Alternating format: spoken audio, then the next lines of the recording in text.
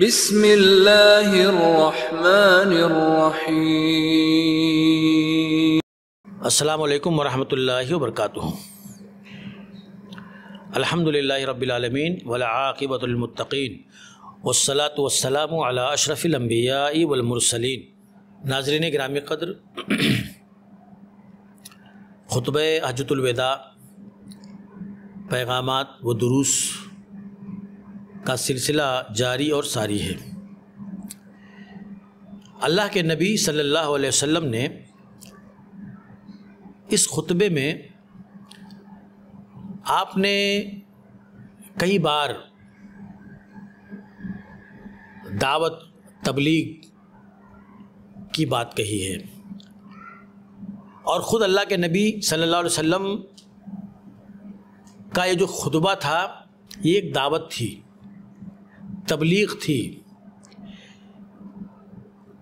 Back وقت بہت سارے لوگوں تک اپنے پیغام کو پہنچانا تھا، یہ بھی ایک مقصد تھا اس خطبے کا، تعلیم و تربیت بھی۔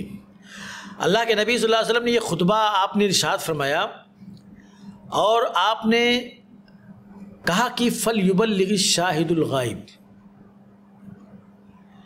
کہ جو یہاں پر موجود ہیں وہ غائب کو پہنچا دیں گے، جو نہیں ہیں ان کو پہنچا دیں گے۔ تو خطبہ حجۃ الوداع کا ایک اہم ترین پیغام دعوت و تبلیغ بھی ہے۔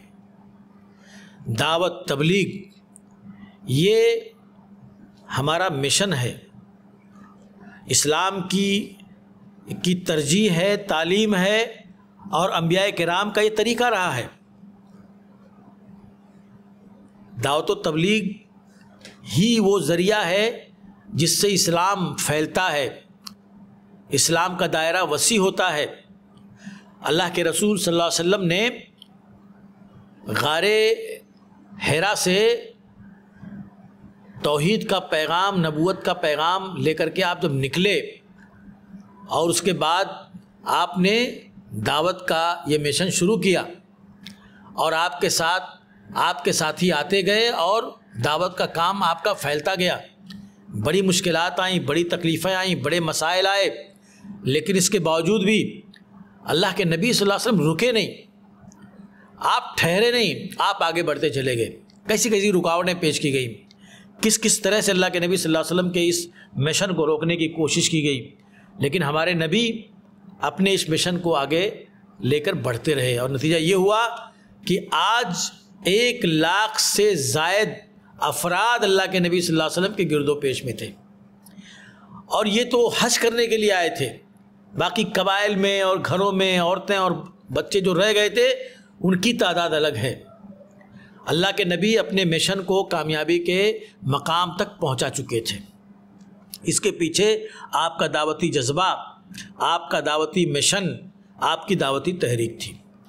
اللہ تعالیٰ نے اپنے نبی کو قرآن مجید کے اندر دعوت کی تبلیغ کی دعوت بار بار دی ہے، اس پر ابھارا ہے، یا ایھا الرسول بلغ ما انزل الیک من ربک، اے رسول تمہارے رب کی طرف سے تمہیں جو چیز دی گئی ہے اس کی آپ تبلیغ کیجئے، اس کو آپ پہنچائیے۔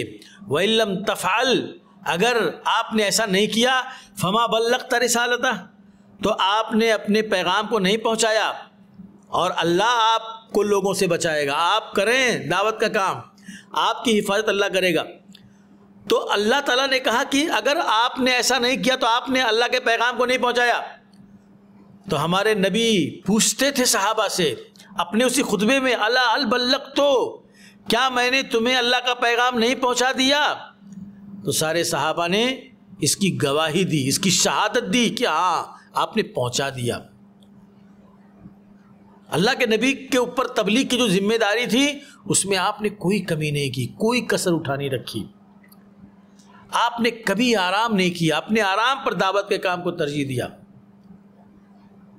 جہاں بھی آپ کو موقع ملا آپ نے اس موقع کو ضائع نہیں جانے دیا۔ دیکھو آپ کا جذبہ تبلیغ دیکھو کہ اللہ تعالیٰ خود کہتا ہے قرآن مجید کے اندر کہ کیا آپ اپنے آپ کو اس لیے ہلاک کر لو گے کہ یہ لوگ ایمان نہیں لا رہے ہیں؟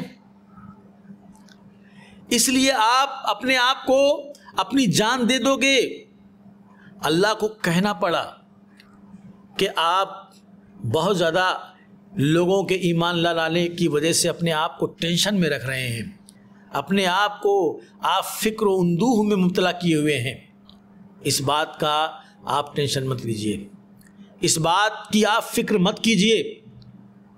اللہ کا کام ہے اپنے دین کو پہنچانا, اپنے دین کو مکمل کرنا. اللہ تعالیٰ مکمل کر کے رہے گا. اللہ رب العزت نے اپنے نبی کو نصیحت کی. آپ تصور کریں کہ نبی نے کس طرح اپنے اعصاب پر اس کام کو مسلط کر لیا تھا, کس طرح سے آپ نے ایک دھن اپنے اندر پیدا کر لی تھی. بتایا جاتا ہے کہ اللہ کے نبی صلی اللہ علیہ وسلم آپ تھکے مادے آتے تھے, حیران پریشان آتے تھے, اور پھر گھر میں آرام کرنے کے لیے جا رہے ہیں کہ خبر آ رہی ہے کہ قافلہ آیا ہوا ہے, وفد آیا ہوا آپ سے ملنا چاہتا ہے. فوراً اللہ کے نبی ارادہ بدل کر کے اور اس قافلے سے, اس وفد سے جا کر کے ملتے تھے, ان کو بتانے کے لیے. اتنی آپ کے اندر چاہت تھی, اتنا آپ کے اندر شوق تھا تبلیغ کا. ایک یہودی بچہ جو بستر پر اپنی آخری سانسیں گن رہا ہے, اللہ کے نبی صلی اللہ علیہ وسلم اس کی عیادت کے لیے گئے اور آپ نے دیکھا. اب آپ دیکھیے سچویشن کیا ہے, بچہ بیمار ہے اور اس کی آخری سانسیں چل رہی ہیں, اس کے گھر والے بیٹھے ہیں, وہ یہودی ہے. اللہ کے نبی صلی اللہ علیہ وسلم نے اس بچے سے کہا قل لا الہ الا اللہ یا بنی, اے بیٹا لا الہ الا اللہ کہہ دو. آپ کو خیال آیا کہ بچہ مر رہا ہے, زندگی اور موت کے درمیان کے سارے فاصلے ختم ہو چکے ہیں, کبھی بھی اس کی روح قبض ہو سکتی ہے, تو لاؤ اسے میں تبلیغ کر دوں, لاؤ اسے میں سمجھا دوں, ہو سکتا ہے ہدایت پر آ جائے, ہو سکتا ہے کلمہ پڑھ لے. ایسی آپ کے اندر فکر ہوتی تھی, لوگوں کا ایسا درد آپ لے کر کے چلتے تھے. آپ نے ایک بار کہا, لڑکے نے کوئی جواب نہیں دیا, اپنے باپ کی طرف دیکھا اور خاموش ہو گیا. دوسری بار پھر آپ نے کہا بیٹا لا الہ الا اللہ کہہ دو, پھر وہ اپنے باپ کی طرف دیکھتا ہے اور خاموش ہو جاتا ہے. تیسری بار پھر اللہ کے نبی نے فورس کیا, آپ نے کہا کل یا بنیا کل لا الہ الا اللہ, اے بیٹا لا الہ الا اللہ کہہ دو. وہ اپنے باپ کو دیکھتا ہے تو اس کا باپ کہتا ہے اتے ابو القاسم کی بات مان لو. تو وہ لڑکا کلمہ پڑھتا ہے, اس کے بعد وہ مر جاتا ہے, اس کی روح قفس انصری کو پرواز کر جاتی ہے. تو اللہ کے نبی صلی اللہ علیہ وسلم کہتے ہیں الحمدللہ الذی انقذہ بیمن النار, اللہ کا شکر ہے کہ اللہ نے اس کو میرے ذریعے سے جہنم کی آگ سے بچا لیا. چلتے چلتے یہ بچہ ایمان لے آیا اور جہنم کی آگ سے بچ گیا. اے اللہ اس پر تیرا شکر ہے. اللہ کے نبی نے اللہ کا شکر ادا کیا. یہ اللہ کے نبی صلی اللہ علیہ وسلم کا دعوتی جذبہ تھا, دعوتی کردار تھا. آپ تصور کر سکتے ہیں کہ نبی رحمت صلی اللہ علیہ وسلم کس طرح سے دعوت اور تبلیغ کا ذوق رکھتے تھے, شوق رکھتے تھے, اور کتنی محنت کرتے تھے. اللہ کے نبی صلی اللہ علیہ وسلم کے پاس جب طفیل بن عمرو دوسی آئے, اللہ کے نبی نے ان کو قبیلے دوس میں بھیجا تھا تبلیغ کرنے کے لیے. آئے اور کہا کہ اللہ کے نبی آپ ان کے لیے بد دعا کر دیجئے, بہت بدخلق ہیں اور میرا مذاق اڑایا جا رہا ہے, میں ان کو تبلیغ کر رہا ہوں اور اس کا مجھے غلط قسم کا بیہور میرے ساتھ کیا جا رہا ہے, آپ ان کے لیے بد دعا کر دیجئے. تو اللہ کے نبی نے ہاتھ اٹھایا تو طفیل بن عمرو دوسی سوچ رہے تھے کہ ابھی نبی بد دعا کریں گے اور قبیلے دوس ہلاک ہو جائے گا, لیکن اللہ کے نبی صلی اللہ علیہ وسلم نے بد دعا نہیں, دعا کی اللہم اہد دوسا, اے اللہ قبیلے دوس کو تو ہدایت کی توفیق دے دے. کہا جاؤ پھر سے ان کے اوپر کام کرو. حضرت طفیل رضی اللہ عنہ پھر گئے اور ان کو تبلیغ کرنی شروع کی, دعوت دینا شروع کیا. سب دھڑا دھڑ مسلمان ہونے لگے. دیکھو جہاں بد دعا کی درخواست کی جاتی تھی وہاں بھی آپ دعا دیا کرتے تھے لوگوں کی ہدایت کے لیے. یہ آپ کا جذبہ دعوت تھا, یہ آپ کا جذبہ تبلیغ تھا. یہ دعوت, یہ تبلیغ ہماری اور آپ کی بھی ذمہ داری ہے. ہمارا اپنا جو دائرہ کار ہے, ہمارا اپنا جو سیٹ اپ ہے, ہمارے اپنے گرد و پیش کے اندر ہمارے لیے جو مواقع ہیں, ان مواقع کا استعمال کرنا چاہیے۔ یہ دروس، یہ جلسے، یہ کانفرنسیں اسی دعوت و تبلیغ کے غرض سے ہیں، اور یہ جتنا ہو اتنا ہی کم ہے۔ جتنا دعوت کا کام ہوگا، ومن احسن قولا ممن دعا الی اللہ، اس سے اچھی بات کس کی ہو سکتی ہے؟ جو لوگوں کو اللہ کی طرف بلائے۔ افسوس کی بات یہ ہے کہ لوگ دعوت کے کام کا مذاق اڑاتے ہیں، لوگ دعوت کے کام کو بے سود اور لیانی کہتے ہیں۔ کانفرنسوں کے اوپر تبصرے کریں گے، جلسوں کے اوپر تبصرے کریں گے، خطبوں کے اوپر تبصرے کریں گے۔ یہ وہ لوگ ہیں جن کا کوئی دعوتی کیریئر نہیں ہے، آپ یہ جان لیجئے۔ ایسے لوگوں کی باتوں میں نہیں آنا چاہیے، ایسے لوگوں کی گفتگو سے متاثر نہیں ہونا چاہیے، ایسے لوگوں کو سن کر کے احساس کمتری مبتلا نہیں ہونا چاہیے۔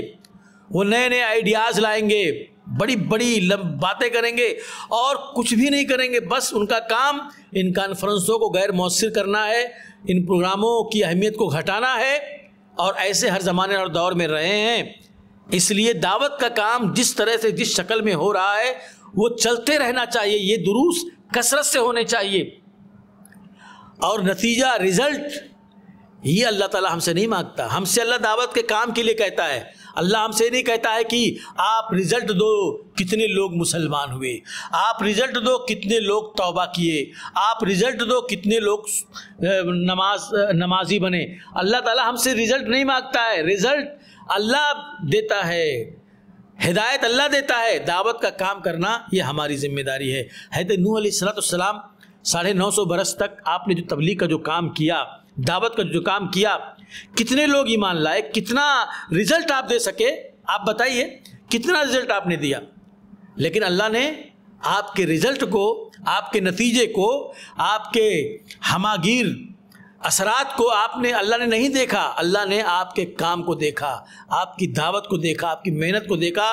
اور قرآن مجید کے اندر نوح کے نام سے ایک سورت باقاعدہ موجود ہے جو پڑھی جاتی ہے، اور ان کے خدمات، ان کے دعوتی کارناموں کو وہ سورت بیان کرتی ہے، سناتی ہے۔ اس لیے دعوت کا کام یہ ثواب کا کام ہے، یہ انبیاء کا طریقہ ہے۔ ہر کسی کو اپنی بساط کے مطابق دعوت کا کام کرنا چاہیے، لیکن دعوت کے کام کے لیے علم ہونا چاہیے، شعور ہونا چاہیے، جانکاری ہونی چاہیے۔ ایسے لوگ جو علم کے بغیر دعوت کے میدان میں آ جاتے ہیں، ایسے لوگ جو مطالعے کے بغیر دعوت اور تبلیغ اور درس اور دروس کا سلسلہ، یہاں تک کہ فتویٰ بھی دینے لگتے ہیں، ان کے ذریعے سے انحراف پھیلتا ہے، ان کے ذریعے سے ضلالت اور گمراہی پھیلتی ہے۔ کچھ ایسے مسائل وہ کریٹ کر کے جاتے ہیں کہ پھر وہ علماء کے سر پر آتے ہیں اور علماء پریشان ہو جاتے ہیں۔ یہ لوگ جنہیں جو ہے دعوت کا طریقہ نہیں معلوم، جنہیں ان کے اندر علم کی گہرائی نہیں ہے، وہ مسئلوں کے حل بتاتے ہیں، وہ سوالات کے جوابات دیتے ہیں۔ ثم استوى علی العرش کا ترجمہ کرتے ہیں کہ اللہ عرش پر بیٹھا، نعوذ باللہ من ذالک۔ جب علم نہیں ہوگا، شعور نہیں ہوگا، تو اسی طرح کی غلطیاں اور اسی طرح کی گمراہیاں اور عقائد کے باب میں کریں گے، جو حقیقت میں بہت ہی خطرناک معاملہ ہے۔ عقائد کے باب میں اگر کوئی غلطی کر جاتا ہے تو یہ ہلکا نہیں ہے، یہ بہت بڑی چیز ہے، کیونکہ کئی لوگ، جتنے لوگ سنیں گے سب کا عقیدہ خراب ہوگا، سب کا ذہن خراب ہوگا۔ اس لیے اللہ نے کیا فرمایا؟ فَاعْلَمْ أَنَّهُ لَا إِلَهَ إِلَّا اللَّهُ، جان لو، جانو، علم حاصل کرو کہ اللہ کے سوا کوئی معبود نہیں، یعنی پہلے علم حاصل کرو توحید کا، دین کا، اس کے بعد تبلیغ کرو۔ تو دعوت کا کام، تبلیغ کا کام انتہائی محترم بشان کام ہے، اور اللہ کے نبی صلی اللہ علیہ وسلم نے خود دعوت کو اپنی زندگی کا مشن بنایا، اور آپ نے خطبہ حجۃ الوداع میں لوگوں سے کہا کہ تبلیغ اور دعوت کا کام تم بھی کرو، میرے پیغام کو ان تک پہنچا دو جن تک یہ باتیں نہیں پہنچ سکی ہیں۔ اللہ ہمیں عمل کی توفیق بخشے، اللہ ہمیں دعوت و تبلیغ کا جذبہ عطا فرمائے، اور خطبہ حجۃ الوداع کے پیغامات اور دروس پر عمل کرنے کی توفیق عطا فرمائے۔ آمین۔ وآخر دعوانا الحمدللہ رب العالمین۔